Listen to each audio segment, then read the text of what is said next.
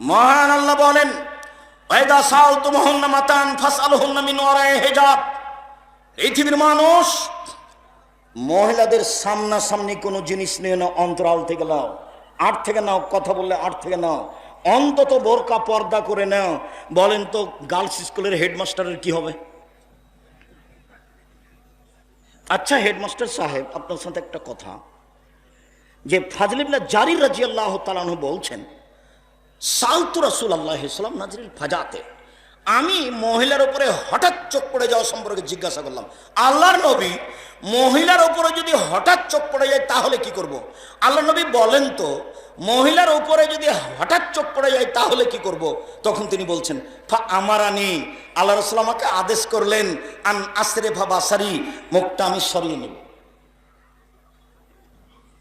টিভিতে যদি খবর শোনেন তাহলে ওকে দেখে খবর শুনবেন না, এভাবে শুনবেন। টুপি মাথায় দিয়ে তাহাজ্জুদ পড়লে হবে না, ওই তাহাজ্জুদের ওই তাসবিহ দেখাতে হবে না, অন্তর থেকে উপরওয়ালার ভয় থাকতে হবে। ভালোকে ভালো মনে করতে হবে, খারাপকে খারাপ মনে করতে হবে। তখন মনে করতে হবে এখন ঈমান আমার কাজ করছে, নইলে ঈমান কাজ করবে না। ঈমান যত বেশি হবে পাপ তত কম হবে, ঈমান যত কম হবে পাপ তত বেশি হবে। এই ছেলে, এখানে কতগুলো ছেলে আছে 5 ওয়াক্ত সালাত আদায় করে, রাতে প্রেমের গল্প করে, কেন বলতো? ঈমান কম। কেন বলতো? ঈমান কম। এখানে কতগুলো মহিলা আছে 5 ওয়াক্ত সালাত আদায় করে, নফল সিয়াম পালন করে, স্বামী যখন থাকে না বাড়িতে, বাপ যখন থাকে না, তখন প্রেমের গল্প করে, বলতো কেন? ঈমান কম। ঈমান যত বেশি হবে পাপ তত কম হবে, ঈমান যত কম হবে পাপ তত বেশি হবে। ঈমান আছে কিন্তু কাজ করে না, করার পরে মনে করছে এটা খারাপই হলো, কিন্তু ঈমান দুর্বলতার কারণে এগুলো করতে পারছে না।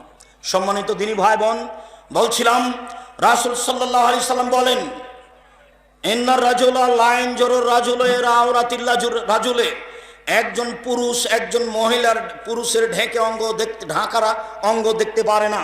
ওলা তানজুলুল মালাতে রাওলাতির মারাতে, একজন মহিলার ঢেকে রাখা অঙ্গ দেখতে পারে না।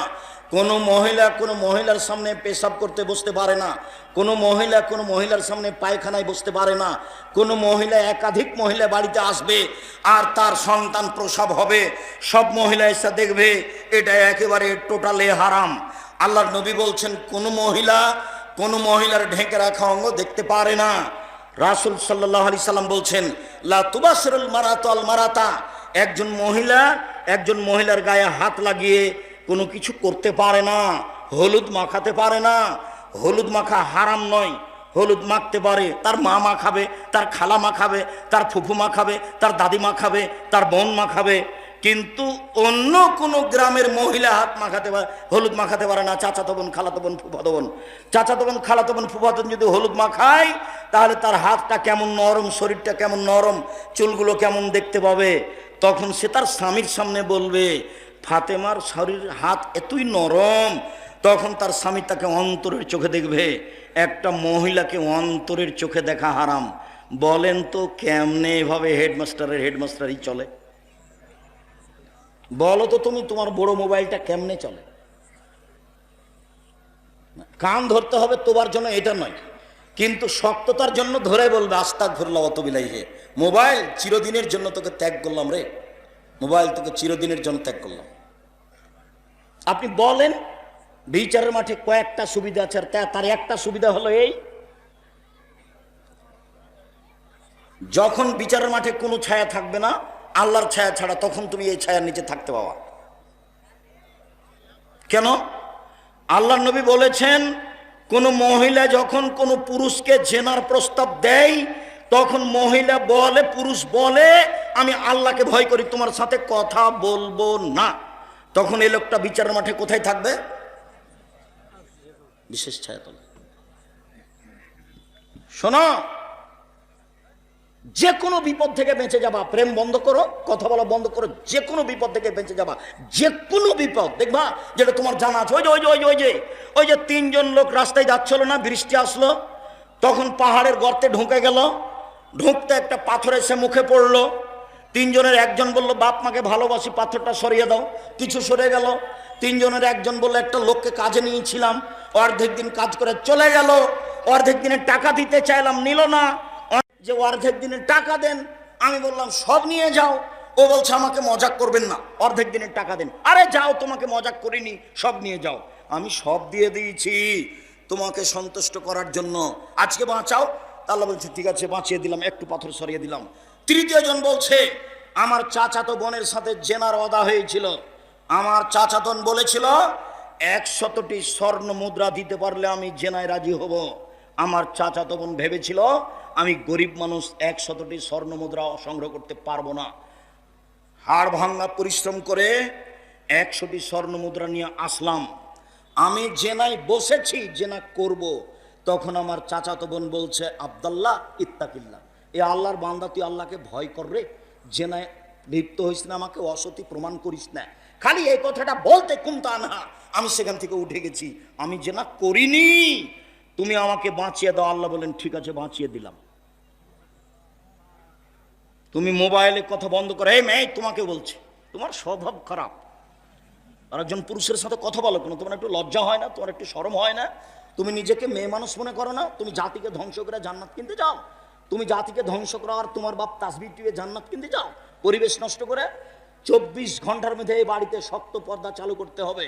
উপস্থিত বৈঠকের দিনই বোন, আপনি ভারী মনে করেন না, আপনার জন্য এসেছি, বক্তব্য শুনতে আপনি এসেছেন, আমি শুধু ঢাকা থেকে এসেছি আপনার জন্যই।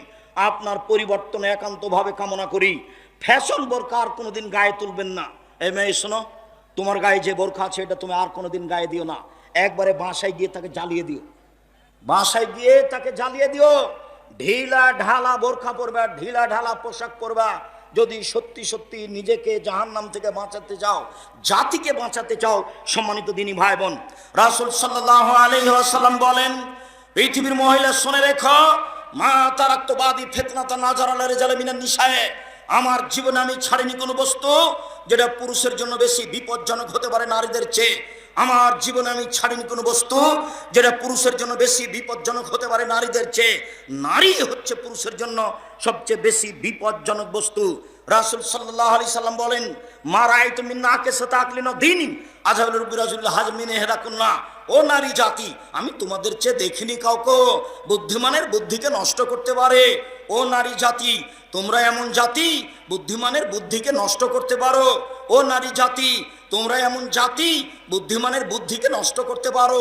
আমি দেখিনি তোমাদের চেয়ে কাউকে যে বুদ্ধিমানের বুদ্ধিকে নষ্ট করতে পারে।